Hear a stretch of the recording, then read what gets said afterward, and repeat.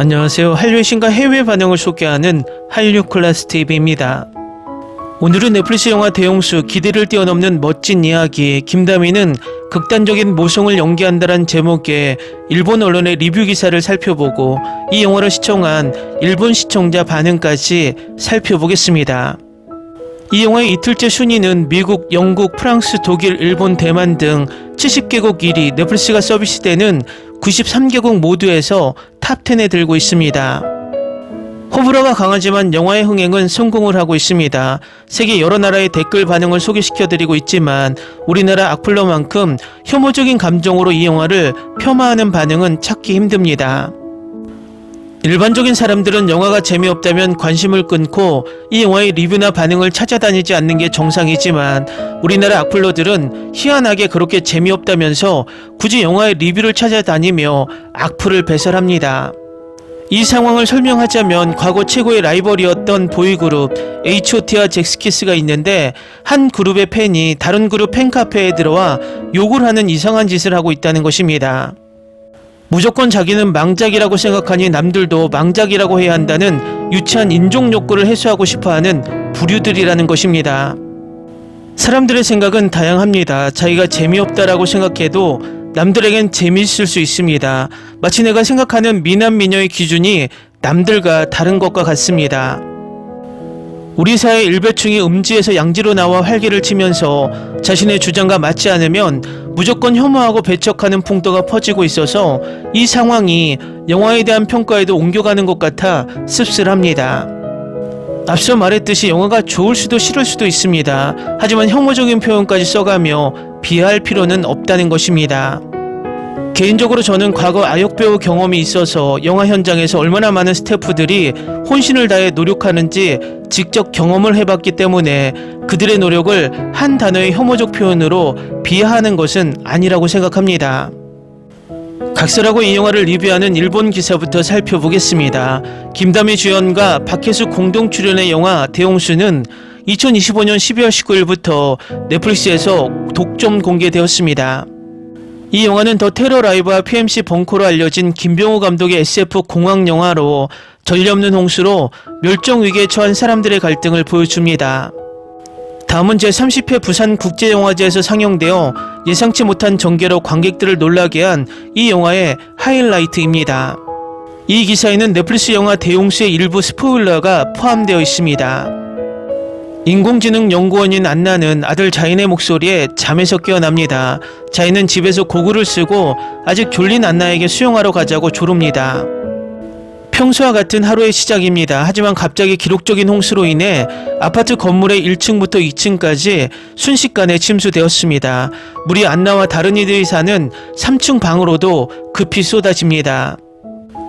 안나는 즉시 짐을 싸서 자인을 얻고 대피를 시작하지만 공포에 질린 주민들로 인해 길이 막혀 있습니다. 그런 부모아이가 혼란스러울 때 마침 의문의 남자 희조가 움직이기 시작합니다. 김병호 감독의 짜릿한 연출은 완벽하게 드러납니다. 김병호 감독은 더 테러 라이브에서 화제가 되었는데 이 작품은 인기 앵커가 생방송 라디오 프로그램 중 폭탄 테러리스트와 협상에 도전하는 모습을 그립니다. 또한 PCM 더 벙커에서는 CIA 극비 임무 중 유세에 갇힌 용병들의 탈출을 그립니다.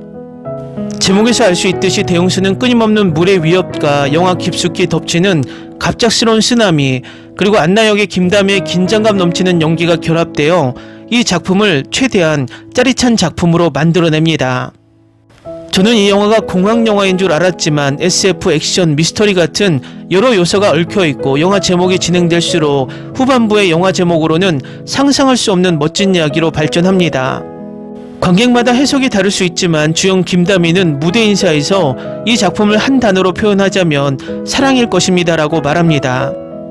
안나의 등장을 통해 주어진 임무와 사랑하는 아들 사이에서 선택해야 하는 상황에서 이 영화는 인간이 멸종위기에 처해도 변하지 않는 본질을 묘사하고자 했을 것입니다.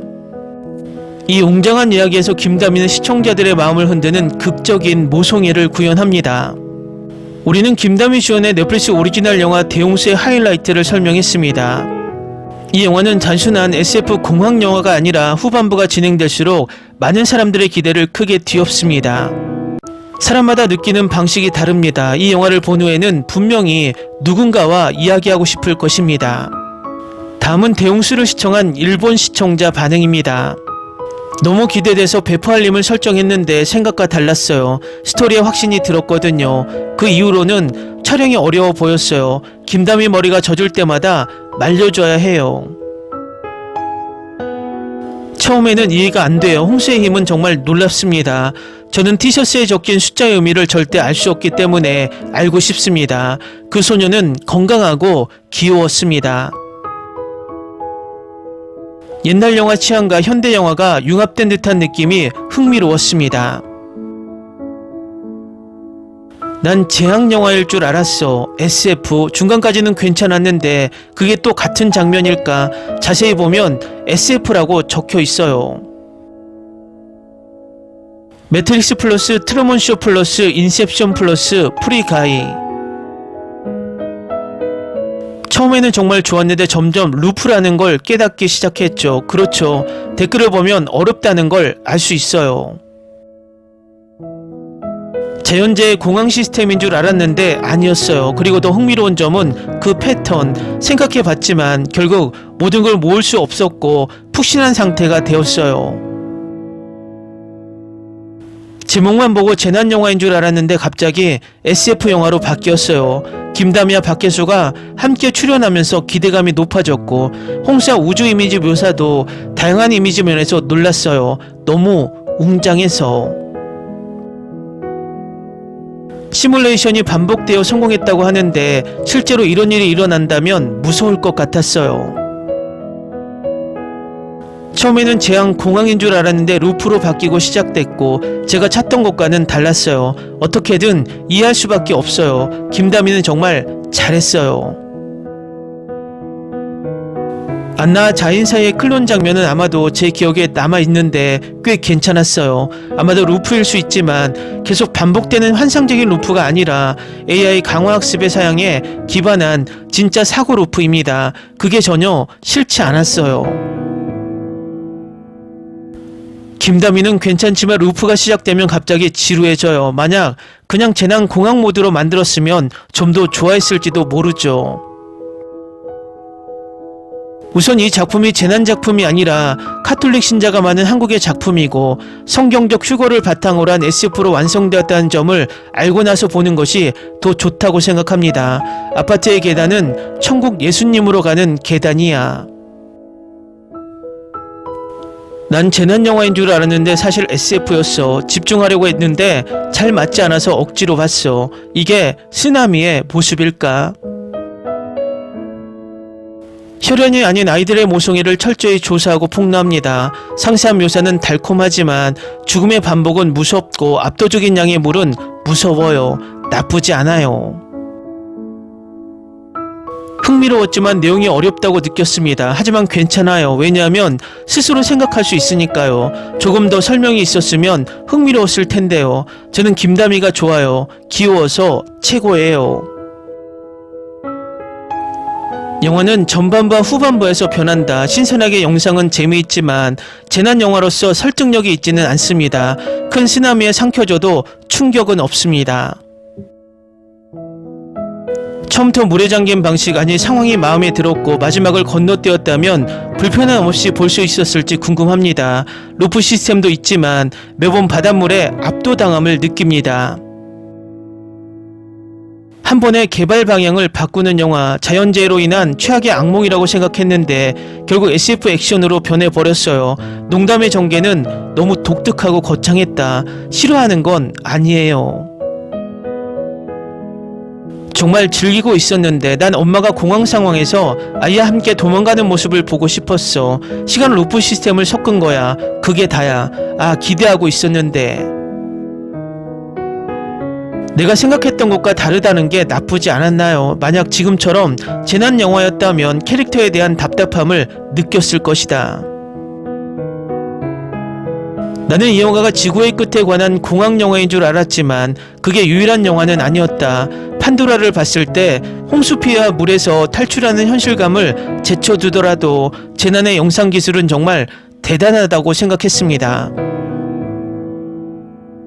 해설을 읽으면 읽을수록 점점 더 그런 느낌이 듭니다. 대홍수라는 제목에 속았는데 공황 영화를 보고 싶었어요.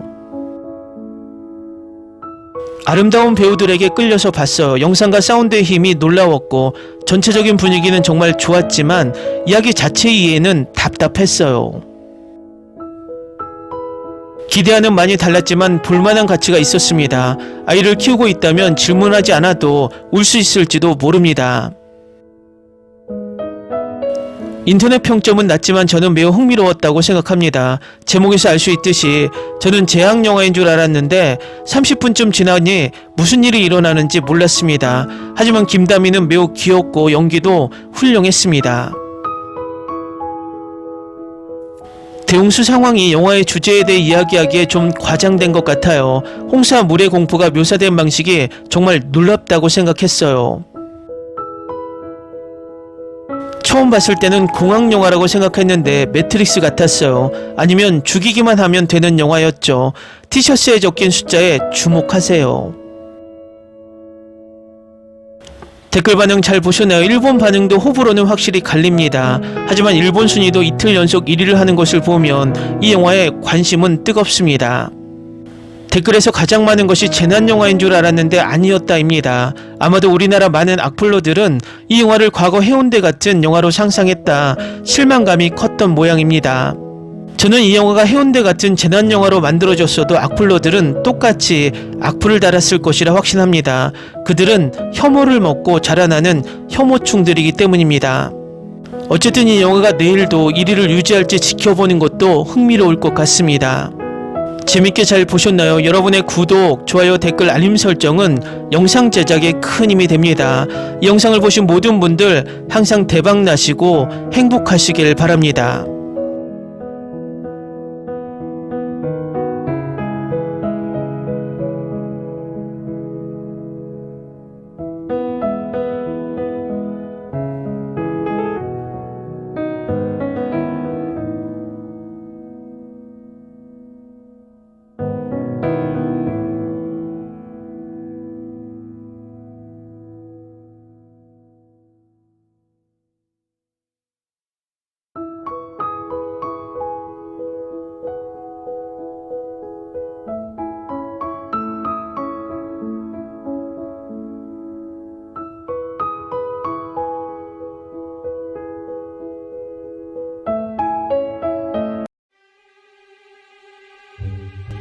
Ni se te ocurra.